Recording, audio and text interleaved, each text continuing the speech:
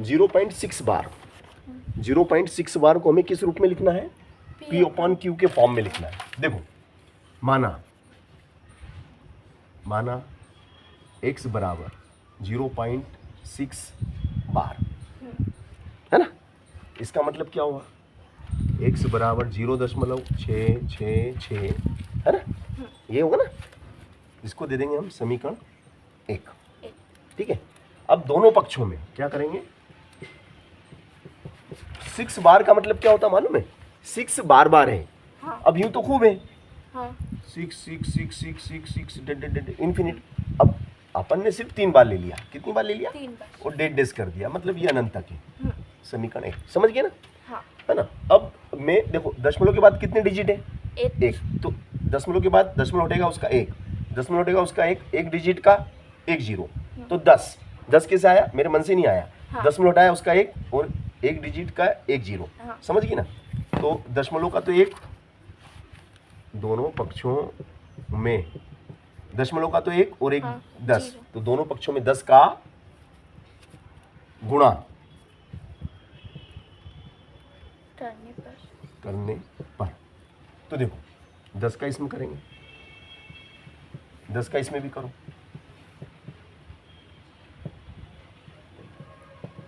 ठीक है। हाँ। तो भैया ये कितना हो गया? 10। दशमलव है ना ये। हाँ। तो देखो जैसे मान लो ये ऐसा होता, मान लो एक एग्जाम्पल दे रहा हूँ, है ना। तो मान लो ये ऐसा होता 6 6 6, है ना। तो सुनना मेरी बात। दशमलव हटा 1 आया, 1 2 3, कितनी 0? 3 0 और 1 0 कट गई। कितना आ गया? देखो इधर 6 6 6, नीचे कितना? 100। सुनना, समझ ले पहले। हाँ। दशमलव हटा उसका 1, 3 अंक की 3 0, 1 0 यहाँ से कट गया, बच गया 100। हाँ, अब 100 का भाग लगाएंगे तो क्या आएगा बताओ? 666 में 100 का भाग लगाओ, क्या आएगा बताओ? क्या भाग लगा के देखेगी? 6 आएगा। 6 दशमलव मतलब 6 6, हाँ 6 2 0 है ना। हाँ। तो पीछे से 2 0 गिन लो। ये चाहे भाग लगा के देखो तो भी यही आएगा।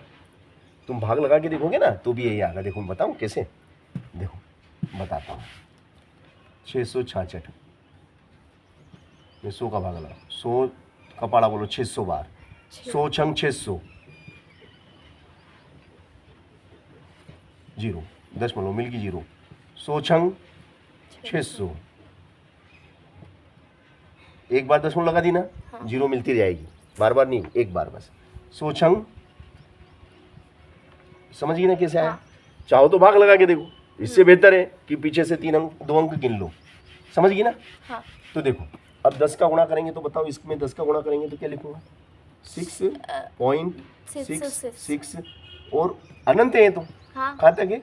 6 कितनी बार है? अनंत बार। 6 असंख्य बार, तो एक बार और ले लो। हाँ। समीकरण 2, इसको समीकरण 2 नाम दे दो। अब हम क्या करेंगे भाई? अब हम समीकरण 2 में से समीकरण 1 को घटा देंगे। देखो ये बड़ी संख्या है, हाँ। 10x और ये छोटी सा 1x, हाँ। है ना, ये 1x है। तो 10x में से 1x मतलब समीकरण 2 में से समीकरण 1 को घटाने पर यहाँ लिखो समीकरण 2 में से समीकरण 1 घटाने पर, है ना। तो देखो ये क्या हो जाएगा आपका? 10x, है ना, ये लेफ्ट, ये भी लेफ्ट, हाँ। माइनस 1x बराबर, है ना। फिर ये कितना है? 6.666, है ना। हाँ। इसमें से घटाएंगे किसको? हाँ। 0.666 को, है ना। तो देखो यहाँ तक आगे, पक्का आगे? हाँ। बात समझ में आ गई यहाँ तक? चलो अब देखना बेटा, ध्यान से देखना। ये कितना? 10x में से 1x गया तो 9x, है ना।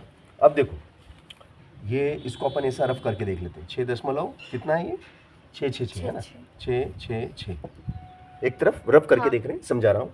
और इसको घटाने का निशान, ये घटाने का निशान। फिर ये कितना है? 0.666 6 है ना। घटाओ, 6 में से 6 गया, 6 में से 6 गया, 6 में से 6 गया, 0 दशमलव 6 का 6 कितना आया? 6 दशमलव के बाद कोई मतलब ही नहीं, अपन तो 6 6 आंसर। x बराबर क्या आ गया? 6/9। 9 तो 3 दूनी 6 3 तिया 9 x बराबर कितना? 2/3 ये p अपॉन q के फॉर्म में, किस फॉर्म में लिखना था? p upon p upon q के फॉर्म में। p ऊपर वाला अंश हाँ। और नीचे वाला हर हर। चाहो तो आप इसको ऐसा लिख दो, ऐसा कर दो, p upon q, p is equal to 2 and q is equal to 3, है कि नहीं? है ना। p अपॉन q के फॉर्म में परिमेय संख्या के रूप में, यही अभिष्ट परिमेय संख्या है, यह p अपॉन q का फॉर्म है। सरल है ना। हाँ। तो इस टाइप के सवाल परीक्षा में पूछे जाएंगे, कर लोगे ना?